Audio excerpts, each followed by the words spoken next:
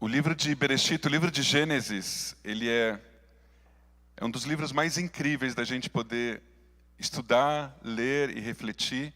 E é um manancial extremamente rico de histórias, de sabedoria. Parece que não tem fim. A gente lê e sempre encontra um sentido, um significado diferente. Essa é uma parashá muito conhecida, Vayetze, e ela conta uma história que acredito que vocês conheçam bem. A história de Jacó, quando ele fugia do irmão dele, do irmão gêmeo dele, Esaú, e o irmão tinha jurado Jacó de morte, por tê-lo enganado. E Jacó, ao fugir, não sabia realmente se ele ia conseguir sobreviver. Eu imagino Jacó com muita pressa de fugir do irmão, correndo pelo deserto, e de repente, na Torá nós lemos que ele foi ferido por um lugar. Vaifgá bamakom, ele foi ferido num lugar. E quando ele se feriu, ele teve um sonho que, se fosse nos dias de hoje, a gente poderia dizer que foi um sonho cinematográfico. Ele viu uma escada gigantesca, enorme, como nunca tinha visto antes, fincada na terra, e por ela anjos subiam e desciam. E quando ele olhou para o alto, no seu sonho, ele viu nada menos, ninguém menos do que Deus, no alto dessa escada. Um sonho mesmo? Ou será que ele teve uma experiência de quase morte? Vejamos, se a gente for ler na Torá, Vaifgá bamakom. Jacó foi ferido naquele lugar. Vaifgá do mesmo shoresh, da mesma raiz de pigua, que hoje é usado no hebraico moderno para falar de um atentado, por exemplo. Vaishkav bamakom. Logo em seguida, ele se viu deitado naquele lugar. Depois de atingido, ele se viu caído naquele lugar, com uma pedra diante da cabeça. Como se fosse a pedra de uma sepultura.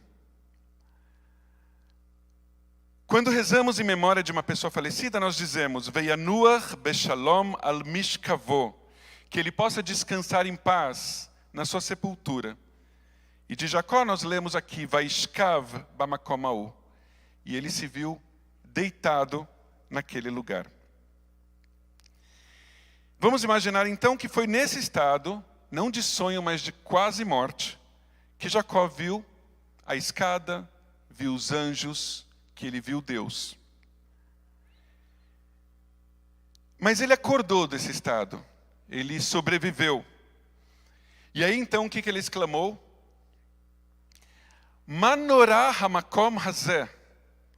Como é admirável esse lugar, ou como é temível esse lugar, como é indescritível esse lugar. Que lugar é esse que Jacó esteve? Na Torá ele continua, esta só pode ser a morada de Deus. Lá é o portal dos céus.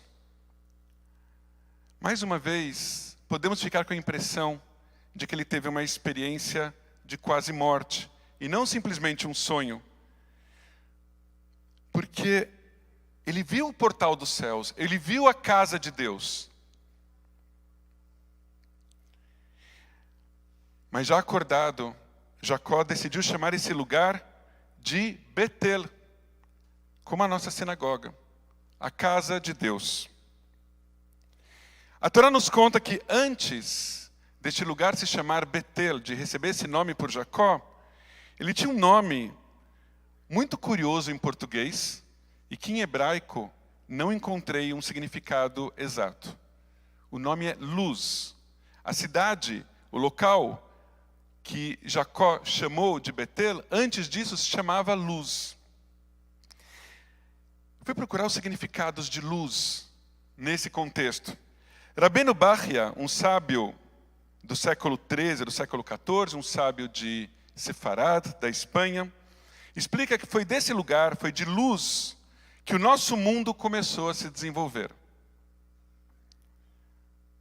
Por outro lado, No Midrash de Vaikra Rabba, nós encontramos a expressão luz Hassidra,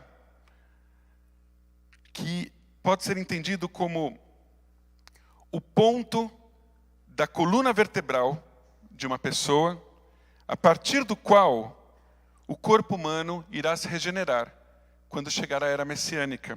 Quando chegar o tempo da ressurreição, é a partir desse ponto da coluna vertebral, que nós iremos regenerar, teremos o nosso corpo regenerado e iremos então ressuscitar. Um ponto de luz, se a gente for usar o português. Nós vamos ressurgir a partir de um ponto de luz.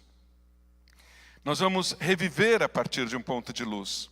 E assim como potencialmente esse é o nosso destino, esse também é o destino do mundo.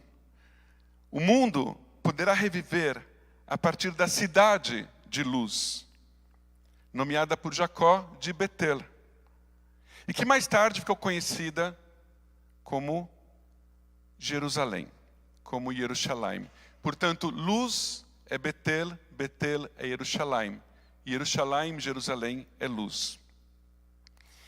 Assim como Betel, portanto, pode ser o nosso ponto de luz, assim, o mundo inteiro poderá ter um dia de luz e a partir desse dia se regenerar e reviver.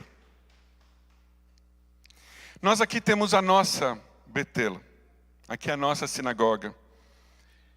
Quem vem uma vez, quem vem pela primeira vez, se surpreende, gosta da nossa música, gosta do clima, mas nem sempre se dá conta da luz que tem nesse lugar.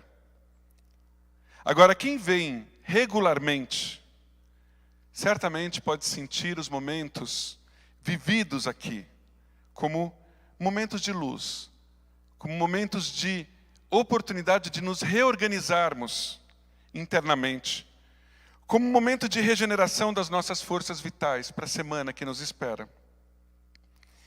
Betel como luz, como um ponto de conexão elétrica, como energética, como um lugar solar. A Betel é o nosso ponto de luz, é aquilo que nos mantém vivos, é esse lugar que nos mantém judeus no sentido mais espiritual e mais essencial. Agora, isso somente continua enquanto nós mantivermos dentro de nós e entre nós essa luz. Enquanto nós tivermos a Betel, a luz, Jerusalém, Israel, dentro de nós. Então, nós poderemos preservar essa iluminação solar, essa espiritualidade da nossa comunidade. Shabbat Shalom.